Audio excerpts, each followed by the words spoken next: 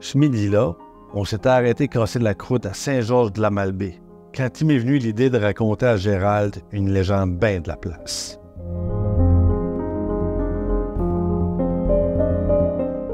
Méchant beau spot, méchant beau coin, hein?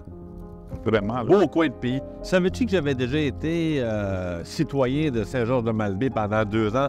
Il y a un bail de ça, là, non? quand même. Oh, oui. Ils t'ont expulsé ou quoi? Oui, ils m'ont expulsé. J'agissais à titre de shérif également. Je faisais respecter le couvre-feu, puis bon, je me suis lassé, puis j'ai changé d'endroit. Savais-tu, premièrement, que ça s'était déjà appelé Chien Blanc ici, il y a très longtemps? Chien blanc. Chien Blanc. Chien blanc. Là, on est probablement, là, il y a des siècles passés, là, quand les premiers équipages là, européens là, venaient s'ancrer ici. Ils ont appelé ça Chien Blanc. Sais-tu pourquoi? Non, mais... Je vais te le dire. Ils appelaient ça Chien Blanc parce que les pêcheurs saisonniers ont dit qu'à chaque printemps, ils arrivaient ici, au large, hein, qu'ils arrivaient à Saint-Georges. Aujourd'hui, c'est Saint-Georges, mais à l'époque, ils remarquaient un étrange rocher qui ressemblait justement, qui avait la forme d'un chien blanc. D'où l'appellation Chien Blanc qu'ils ont donnée rapidement à cette contrée du pays.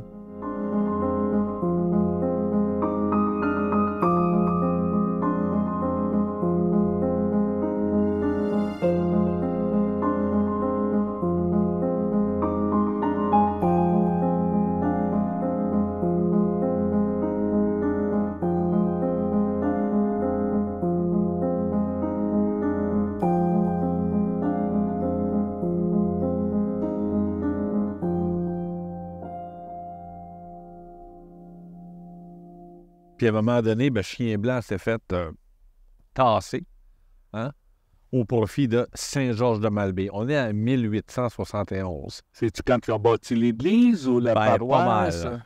Les saints ont remplacé les chiens blancs. Et Georges, ça pourrait être qui, à ton avis? As-tu une idée? Saint-Georges-de-Malbaie. Qui est Georges? Ouais, c'est ça. Ça, j'ai aucune idée. T'as aucune idée? Non. Toi? Il y a comme 2 théories là-dessus. Il y a 2 explications. Il y a une première explication. Je te laisserai choisir ton Georges. Mais la première explication, c'est Georges Prével, un pionnier de Saint-Georges-de-Malbaie, OK, qui aurait offert un terrain qui a été le site de construction de l'église. Hein, un classique. Fait qu'il y a Georges Prével ou il y a encore Georges Potvin qui serait le premier curé résident de l'endroit. OK. Fait que les saints ont délogé Chien Blanc. OK. Alors, c'est Saint-Georges-de-Malbaie qui est apparu dans le décor en 1871. Si le rocher Chien Blanc a disparu, du moins on présume, tiens-toi bien parce qu'il y en a un autre, un rocher. Ah ouais? Il est juste derrière, je sais pas si tu le vois. Ah, c'était là-bas, là? Un rocher tête d'Indien. Bon, ben, hey. Ça te tente-tu qu'on aille voir ça? Oui, c'est ça. Ben, finis ta mouchée, là. On va avoir de l'énergie en plus. On va aller voir ça.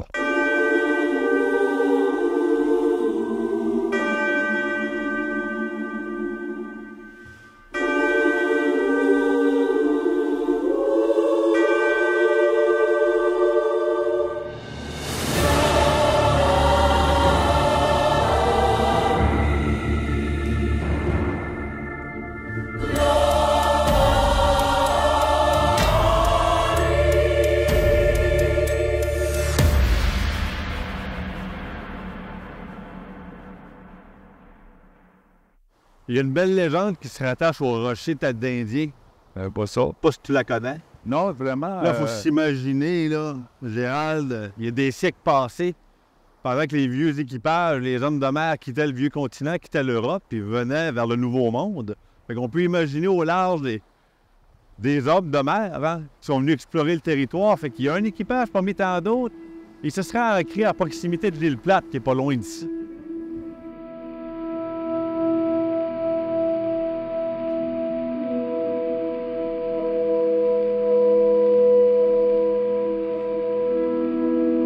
Puis là, ben, le but, c'était de refaire les provisions, puis de refaire leur réserve d'eau douce.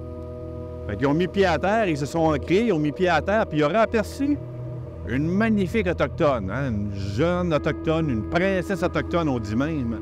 Et là, ils ont eu la mauvaise idée de la capturer.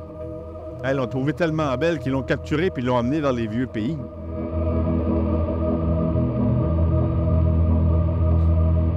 Et là, le rocher qu'on voit, avec le profil sérieux, affligé, à la rigueur un peu triste, ben ce serait l'amoureux de la princesse qui attend impatiemment le retour de sa douce, de son amoureuse, qui, visiblement, est jamais revenue, mon cher Gérald.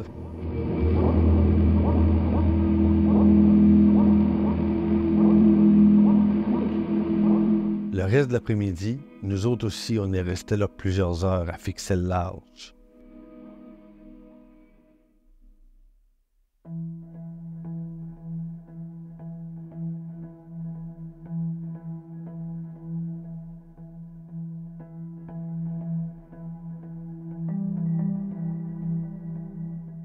Plus tard, c'est au phare de Cap d'Espoir qu'une autre légende gaspésienne attendait mon ami Gérald.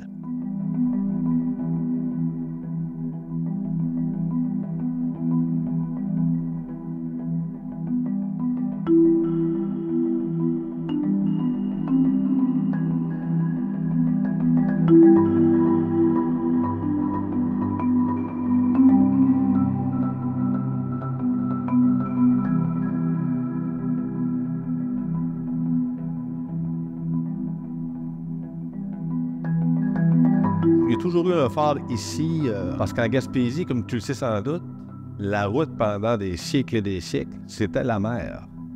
C'était l'autoroute. Les bonnes nouvelles arrivent de la mer, puis les mauvaises nouvelles arrivent de la mer, puis on transporte des biens de toutes sortes par la mer, et les gens voyagent de village en village par la mer. Fait que les phares sont devenus des sentinelles incontournables qui servaient de repère aux gens pour pas qu'on frappe la côte, et surtout par tempête pour éviter les naufrages. Puis c'était dangereux, la côte de Gaspésie, pour les bateaux. Si tu demandes à des bons navigateurs, chose que je ne suis pas, si tu demandes à des bons navigateurs dans le coin ici, hein, la pointe de Cap d'Espoir qui s'avance dans le golfe, c'est assez hasardeux. Beaucoup de vent, c'est vrai aujourd'hui, c'était vrai à l'époque, il y a des siècles de ça. Donc, le besoin de construire un phare est devenu incontournable. On va construire un premier phare ici, en 1873, c'est le ministère de la Marine qui donnait le OK, l'autorisation pour construire des phares. Et là, on est dans un phare version 1939. Alors, un phare, non pas en bois comme le premier, mais en béton, de forme octogonale.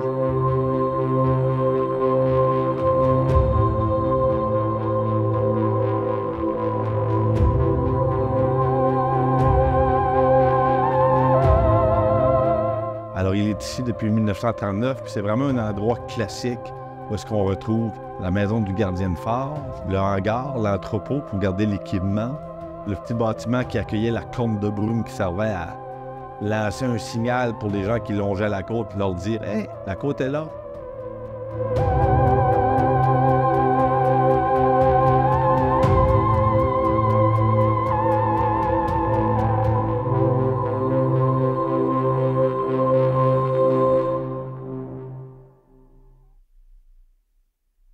Hey, je suis content de voir ça. On a une vue incroyable sur l'île Bonaventure, l'horizon, la mer, les oiseaux. Il y a des fous de bassin, il y a des cormorans, il y a des goélands. Sous le régime français, le lieu est connu sous le nom de Cap d'Espérance. C'est ça, ouais. Quand les Anglais vont venir raser Percé, ça c'est Phipps, en 1690, c'est comme si qu'ils vont mal traduire la carte des Français de l'époque, parce qu'on va voir apparaître sur des cartes Cape Despair, Cap Désespoir. Alors on dit tout à fait l'inverse de l'origine du nom. Et avec le temps, les Anglais vont repartir, la France va reprendre possession du territoire et on va revoir le terme Cap d'Espoir réapparaître. Et c'est ce on est là aujourd'hui, là, au Cap d'Espoir.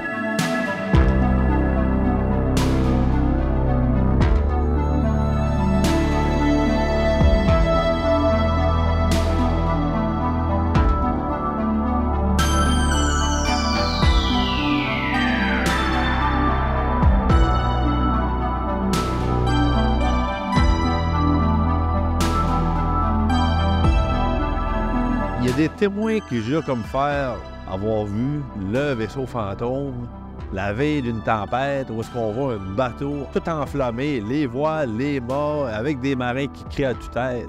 Puis c'est un bateau qui est particulier parce que dès qu'on veut s'en approcher, il s'éloigne.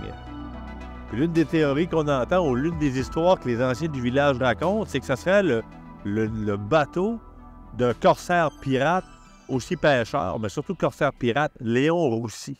Léon Roussy. Ouais. Et durant la guerre de la conquête, ça aurait été la terreur des Anglais. Il est corsaire et il est pirate. On dit que probablement, avec son navire, la Léon, il aurait semé vraiment la pagaille, la terreur auprès des Anglais. Et ça pourrait être ce vaisseau-là qu'on voit lorsqu'on prétend avoir vu le vaisseau fantôme. Il y a une autre théorie qui émane aussi. Il est en feu, excuse-moi, il est en feu. Oui. Quand tu t'approches, il s'éloigne. Exactement. Et puis, il est lumineux en même temps, tout. On peut pas l'approcher. Puis des fois, on entend des cris. OK. On dit qu'il y aura aussi un navire de pirates qui aurait longé la côte ici, pas loin de Cap d'Espoir. Puis les pirates seraient débarqués puis seraient venus massacrer une vieille dame.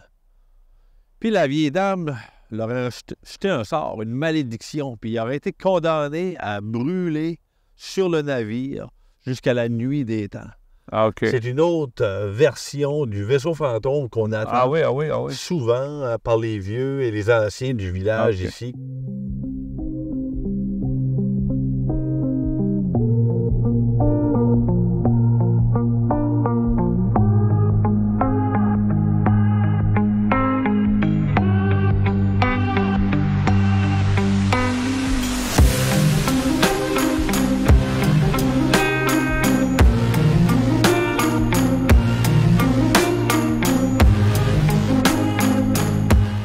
Souvent, ce vaisseau fantôme-là apparaît à ce qu'on dit la veille d'une tempête. Ah oui? Oui, la veille d'une tempête, là, il faut observer la mer. Là, il n'y a pas de tempête à l'horizon. Non, je vois rien. Mais si on prend notre temps et qu'on regarde, peut-être qu'on pourrait voir apparaître le vaisseau fantôme. Léon Roussy, la terreur des Anglais, peut-être qu'il va nous apparaître ce soir. On va peut-être prendre une petite bière avec, un petit verre de vin. Parce qu'il semblerait que c'est un joyeux luron. Ah oui? Ah oui, c'est un être assez endiablé. On n'a pas croisé le capitaine Roussy ce soir-là, mais on s'est quand même bu un petit rhum au bord de la falaise.